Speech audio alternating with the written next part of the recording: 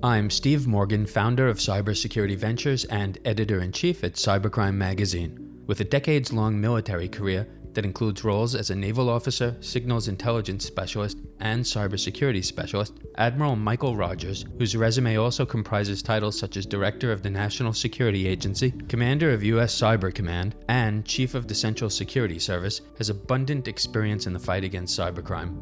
Now retired, Admiral Rogers is continuing to use his knowledge to protect the data of businesses and individuals across the country in his role as chairman of Conceal's advisory board. The most important thing in life is to find something you really love, and I'm very fortunate. I didn't come from a military family. I grew up in Chicago, a long way from the ocean. I then joined the Navy, became commissioned. One of the things I found, like most career fields increasingly in life, technology just was a fundamental basis upon much of the capabilities that we use in the Navy were built on. Didn't matter if it was advanced radar systems, sonars, weapon systems, sensor technology, how you used information. You want to understand enemy communications, you got to understand networks. You got to understand how internet protocols, how transmission control protocols work. And then finally, as that world got me into networks, suddenly cybersecurity became very important. How much danger are we in exactly? Speaking with an ABC affiliate, Admiral Rogers said the likelihood of cyber threats is only going to increase. Part of the challenge is scale. If you went back 20, 30 years ago, when you really first saw entities penetrating cyber networks for different purposes, relatively small in scale and very focused. Nation states very much focused on how you extract information that's of value from a national security perspective. Think about espionage, spying.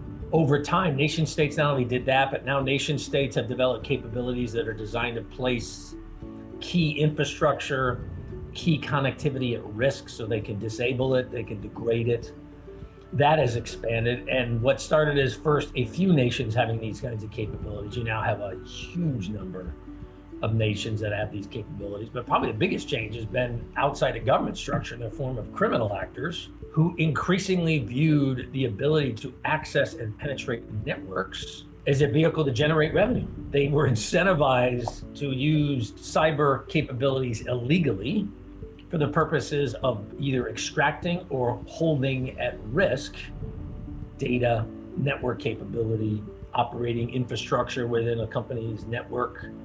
They were able to place that all at risk, and people then were willing to pay to remove that risk. And so I think you've had several things come together at the same time, which also argues I don't see it getting better in the near term. We asked Admiral Rogers how businesses and individuals in the U.S. can best protect themselves from the threat posed by hostile cyber criminals.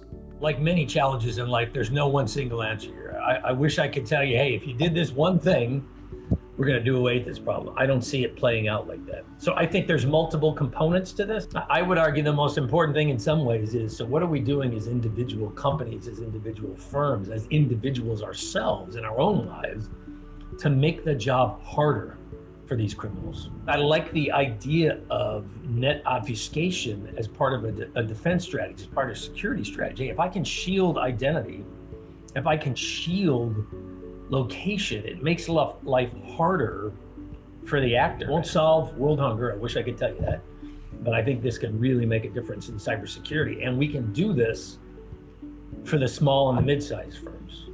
Because quite frankly, the average company doesn't have $500 million to spend on a baseline cybersecurity budget. I wish they did, but it's not reality. So we've got to come up with solutions that scale to organizations with access to less money, access to less expertise, have fewer people focused on cybersecurity.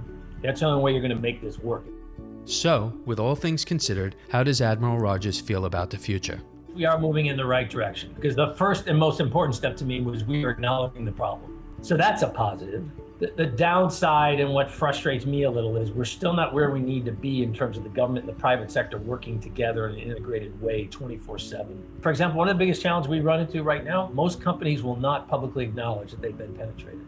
When I was in government, I used to argue, look, we want the pain of one to lead to the benefit of many. But when the one in pain refuses to acknowledge that something has happened, doesn't share the nature of the attack, doesn't share the nature of the activities the actor used, their capabilities, the vulnerabilities they exploited, We just relearn the same lessons over and over again. There's a reason why criminals are able to exploit the same vulnerabilities over and over again. That's not good for us. For this reason, it's crucial that we recruit as many new and dedicated cybercrime fighters to the field as possible. And with 3.5 million unfilled jobs, there's plenty of room. For those who are contemplating cybersecurity potentially, or cyber in the network world in general, look, the field needs all the motivated people that it can get. The reality is there is more work, there's more opportunity there than there are people, and that is not likely to change. So I would encourage people, look, there's a great field out there, and it's not a cookie cutter field. Not everybody has to have an undergraduate degree in computer science. Not everybody has to have a master's level education. And so for young adults out there, there's just lots of opportunities. And my last point is, and it doesn't just have to be young adults. Some of the best cybersecurity professionals I ever worked with when I was in the government, they were not young kids just starting their journey coming out of college. Many of them had been doing other things and got into the field, and they brought a whole different set of experiences, a whole different set of perspectives that really were of value. So there's no cookie cutter here. Not everybody's going to be the same, which is good. I think that's a source of strength for cybersecurity personally. I'm Steve Morgan, founder of Cybersecurity Ventures and editor-in-chief at Cybercrime magazine. This special production is brought to you by Conceal. To learn more, visit conceal.io. You can keep up with all of our media at cybercrimemagazine.com.